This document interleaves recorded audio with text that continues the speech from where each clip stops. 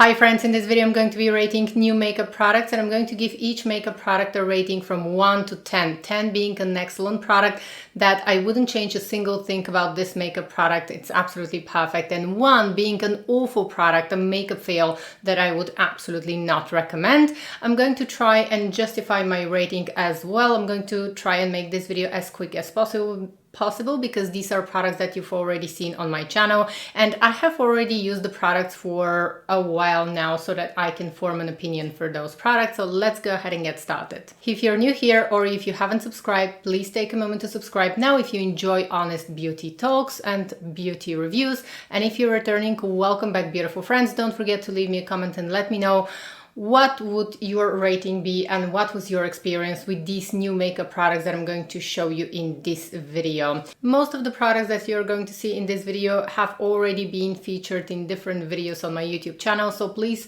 take a look at the description box. You're going to find there a list of the products that I'm going to be mentioning in this video, and also you're going to find different videos where you can see a demo of most of the products that I'm going to show in this video so that you can see how they look on my face as well. We're going to be starting with a few new foundations. We're starting with the new Charlotte Tilbury Stick Foundation, and this is the Unreal Skin Sheer Glow Tint.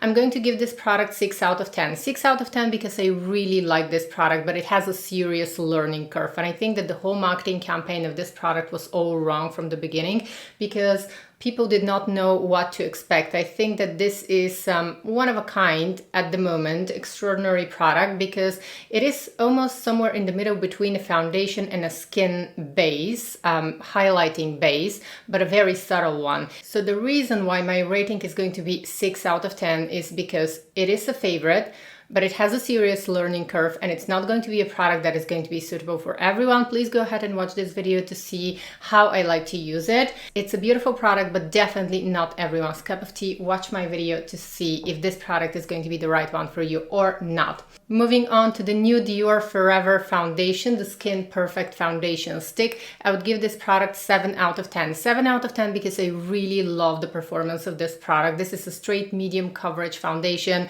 The packaging is beautiful. It's very convenient to put it in your handbag. You can use it as foundation, as a concealer. This is a product that has a medium coverage, which means that you have to prep your skin really nice before using it. So your skin has to be really well moisturized before using it. Otherwise, as a medium coverage foundation, it might emphasize some pores and some texture, or it might look dry and patchy during the day if your skin is not prepped. But I think that it's an excellent foundation if you like medium coverage. It's really beautiful to take it on the go, and you can just easily put this one in your handbag. Next, we're moving on to my favorite new foundation, and this is the Clarins Tinted Oleo Serum. I would give this product 9 out of 10 because it is somewhere in the middle between a skincare and a foundation. It has a nice light medium coverage, but it is buildable. The coverage is buildable. It's very light. It's like a serum, and 9 out of 10 because the color range is not great. I was able to purchase the shade number 1, which is very hard to find here in Europe, and it kind of matches my skin tone right now in the summer months. I'm going to show you how it looks compared to my perfect shade, which is Chanel's foundations in B10, Chanel the Numéro 1 de Chanel foundation in B10, and you're going to see that the color difference is significant. However, when I start applying this product to my face, it somehow adapts to my skin tone and I can actually wear the shade number 1. Now, right now it is the summer, so I have a little bit of color, and I'm taking 1 point from this foundation because I think that they should have one shade that is going to be paler, because in the winter months I'm not going to be able, probably I'm not going to be able to wear the shade number 1. It is going to be too dark for me, so the shade range is not great. But as a product, this is an excellent product. It has skincare benefits and it blends so beautifully into the skin. I love it. Next, we're moving on to the new Armani Luminous Silk Cheek Tint. These are the liquid blushes from Giorgio Armani, and I would give this product 10 out of 10. There is not a single thing that I would change about this product. It's so easy to use. It's so beautiful. It can be applied under foundation, on top of foundation, without foundation. It's just such an easy pick-me-up product. It looks beautiful on the skin. One thing that I would recommend is for Armani to add more colors from these blushes.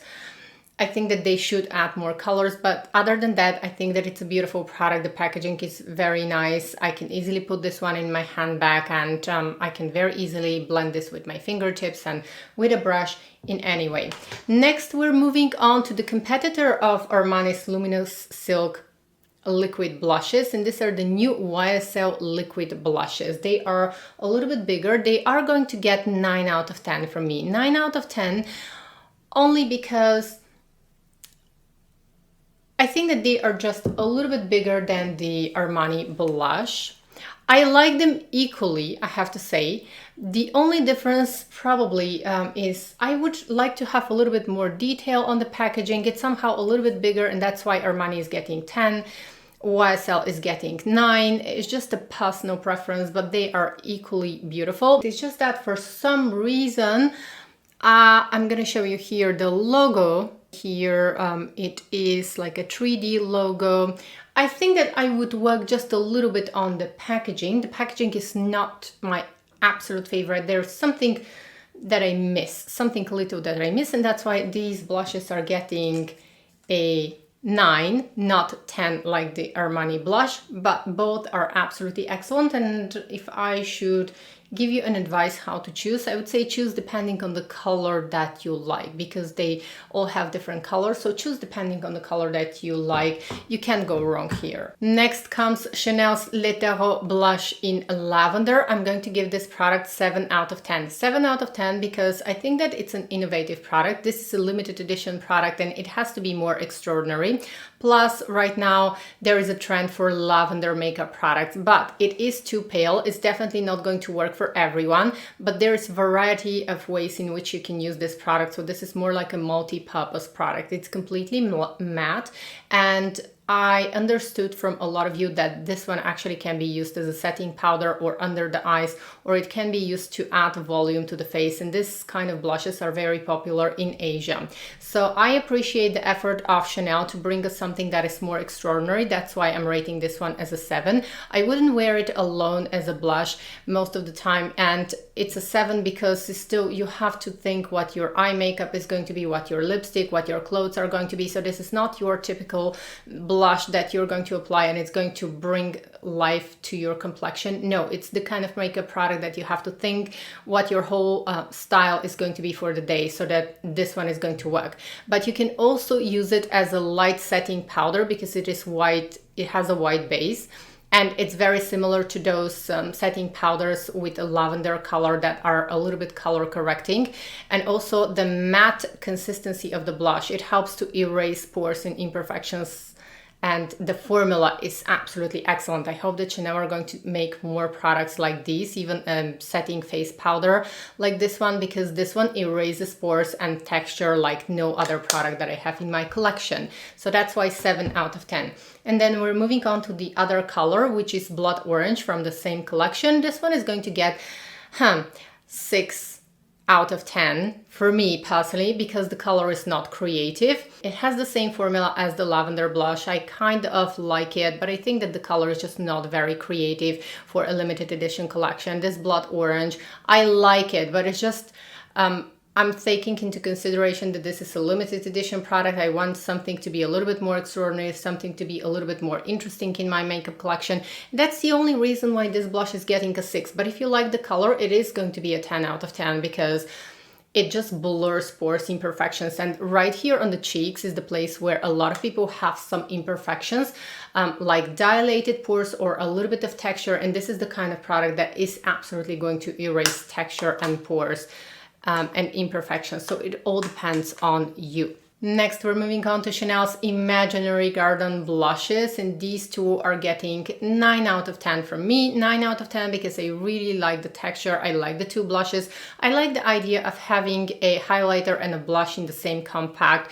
Both color stories are beautiful, I think, and you can use them separately or together. It creates beautiful glow on the face. There's not much that I would like to change actually about these products. I think that they're beautiful if you like the color stories, and the highlighters work beautiful as eyeshadows as well. So this is almost like a multi-purpose product. I absolutely love them. That's why I'm giving them 9 out of 10. And again, if you like the color stories, I think buy those. They are beautiful. Next, we're moving on to the new, again, this is a very discussed makeup product, and there are a lot of different reviews about these makeup products, and this is the new Dior Rouge Blush Color and Glow Compacts. And as lately it happens with Dior, the quality of their products is not consistent, and that's why I'm going to rate the two products separately that I have in my collection. So with each of these duo powders, the Color and Glow powders, they have different quality. The first one that I purchased is 287 Dior Amour, and this is the lavender one. This is the one that a lot of people want. I'm going to give this product 7 out of 10. 7 out of 10 because this one is going to work for not for many people, because it is very sheer. The blush is very light, and even on my fair skin tone, it barely shows. So this is somewhat similar to Chanel's Le Terreau de Chanel, the lavender blush, but this one has a different texture. It's not as matte and it's not as blurring as the lavender blush from Chanel. 7 because it is a creative product and I really like the highlighter here. So for me, the highlighter here is saving the palette. I like it when I swirl it together, but let's face it, this product in particular, this color in particular, is going to work for very few people, for people who have very fair skin tone and they like a very light kind of color.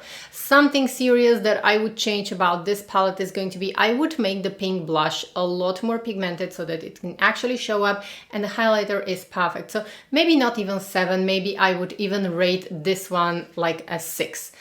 So I'm giving this product actually a 6 because I would absolutely change the color of the blush to make it more visible on people with fair skin tones. We're not even mentioning people with medium to deep skin tones. I think that this one is not going to show, or it's going to look like ghastly on the skin, which is not going to be beautiful. Next, we're moving on to the other palette that I purchased, and I have fallen in love with this one. I'm going to give this one 10 out of 10, and this is the Contour and Glow in number 100 Diorissimo, and this one is getting 10 out of 10 for me. I wouldn't change a single thing about this product. It's a perfect contour and highlight for people with fair skin tones. You can use it on the eyes and on the face. This is what I have today on my face. I have fallen in love with this one from the very first application. Now, one thing that I have to warn you about these new Color and Glow Dior Rouge blushes is that each of them is a little bit different. And some of them, the highlighter has little shimmery particles, which is not something that I appreciate. For example, I wanted to get Dior Riviera, but it has little tiny shimmers on the highlighter. And I thought, like, I like the blush of Dior Riviera, but I don't like the highlighter. And here in Dior Amour, I like the highlighter, but I don't like the blush. So you have to think a little bit when you're ordering these, when you're purchasing these products. Now, this one is absolutely my favorite, 10 out of 10 for Diorissimo, the Contour and Glow from Dior. It is so beautiful, so flattering. The highlighter is buttery soft. It looks very flattering. It doesn't have shimmery particles. It is a sheer product, so it's going to give us still, it is intended to be used on fair skin tones. Next, we're moving on to a few clean beauty releases. And the first one is going to be, there's a new blush color there are actually a couple of new blushes from Westman Atelier. And the one that I decided to purchase is Coquette. Coquette is this absolutely gorgeous peachy pink color. And it has become my favorite since the very first application. I would give this blush 10 out of 10 just because it is very easy to use. I can easily put it in my handbag, and overall, I really love the quality of Westman Atelier blushes. They last me for such a long time. I never go through one of these, but I can very easily put this one in my handbag. It's always so flattering, so beautiful. I can use it without foundation, just on top of my sunscreen or on top of powder, even if I want to, let's say if I applied too much powder and I want to bring back the glow and a little bit of color to my face, this layers beautifully on top of makeup. So that's why it's getting 10 out of 10. There's not a single thing that I would change here. And then we're moving on to the new Super Loaded Tinted Highlighter. I'm a huge fan of the Westman Atelier Super Loaded Tinted Highlighters. This one, the latest release, is in Peu de Peony, and it has this beautiful lavender color. This one can be used as a highlighter if you are very light-handed, or as a blush. For me, it more works like a blush, or I have to be really light-handed to be used as a highlighter, and I would give this product 10 out of 10 actually, if you like the color. So it all depends on you to decide whether you like the color or not, but it doesn't have glittery particles like Peu de Rosé. So if you enjoy the color, the quality is excellent, exactly like what you would expect from the super loaded tinted highlighters from Westman Atelier. I find that you either like this product or you hate it. Some people love it. Some people think that it's a waste of money. I personally like them, love them. These are some of my favorite products in my makeup collection. The only one that I don't have is Peau de Soleil because it's way too dark for my skin tone. If you like the color, this one is going to be a 10 out of 10. Personally, for me, this one is not my favorite on my skin tone, but I appreciate the quality. Next, we're moving on to the new Ilia highlighters and bronzers. These are the cream highlighters and bronzers, and I only have the bronzer here with me. This one is getting 9 out of 10. 9 out of 10 because I think that it's a beautiful product. It's an extraordinary formula, which is cream, but applied on the face, you have enough time to blend it, but it sets into the skin beautifully. It can be used, let's say, to just bring some color and warmth to the face. Even if you don't wear foundation, if you are happy with the way your skin looks, it doesn't have shimmery particles. It's really a lovely product. One thing that I hate, not hate, but I don't like, is the packaging. But it's a clean beauty brand and they are more minimalistic with their packaging. So the packaging is something that I would absolutely change because it looks just so cheap. But the product is excellent, and that's why the quality of the product, or let's say the product is getting 9 out of 10 as quality. And this one can be used for 18 months, which I appreciate very much. And if I have to assess the packaging, I would give it a 1 out of 10. I hate the packaging. I really dislike this kind of thing. It just looks cheap.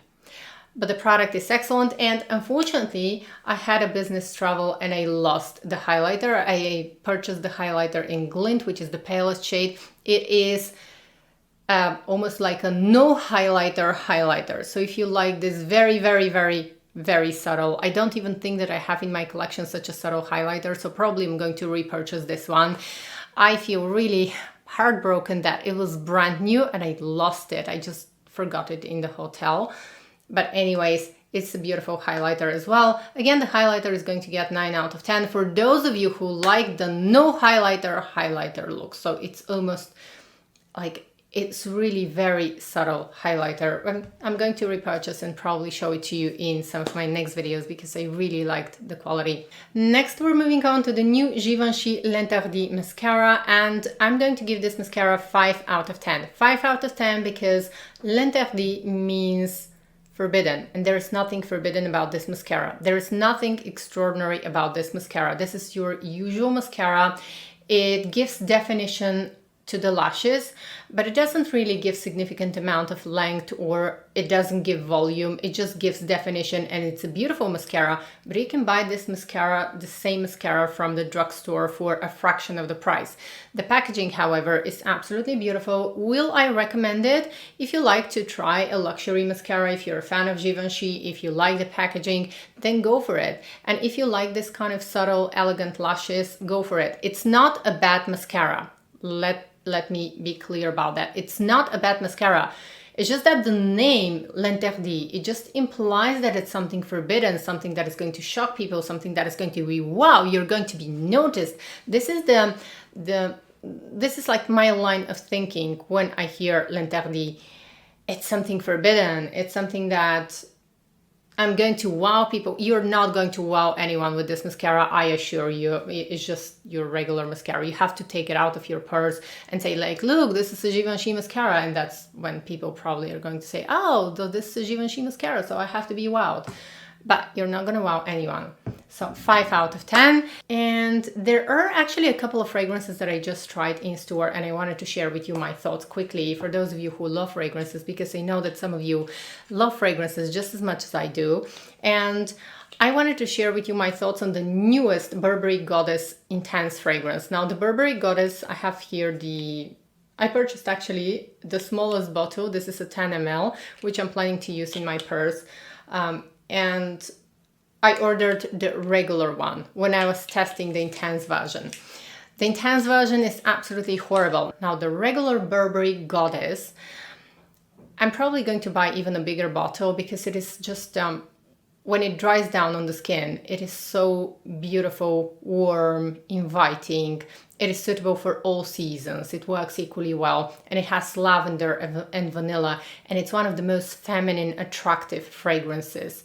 The intense version, on the other hand, it has this masculine lavender. So lavender is a little bit of a tricky note when it comes to fragrances because lavender, one of my all-time favorite fragrances and most repurchased fragrances, has lavender, and this is the Mon Guerlain Eau de Parfum, and it's beautifully done there. But lavender can be tricky for woman's fragrance. This lavender in the Goddess Intense fragrance is just horrible. It's just so sharp, unpleasant, uninviting, and it doesn't even develop well. I think that they overdid the lavender and there's some kind of artificial smell.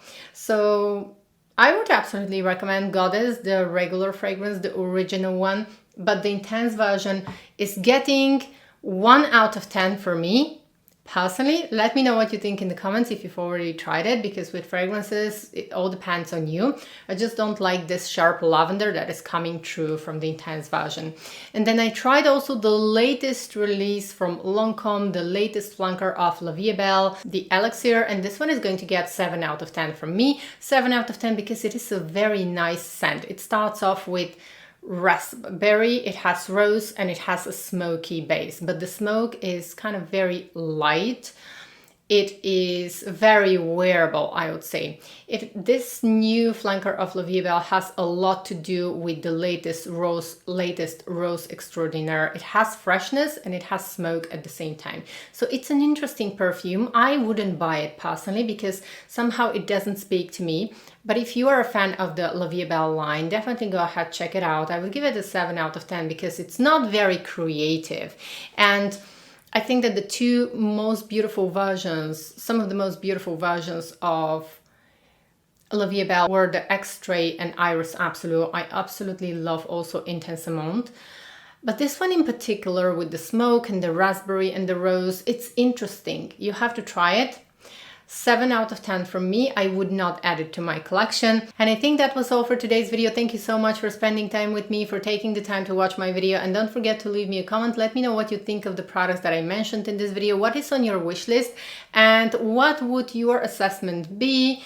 What was your experience with some of the products that I mentioned in this video? Do you have some favorites or do you have some fails? This is going to be important for our whole community, so please don't be shy. Leave a comment. I think this is what makes our community so valuable. Thank you so much for your time once again, and until next time, bye.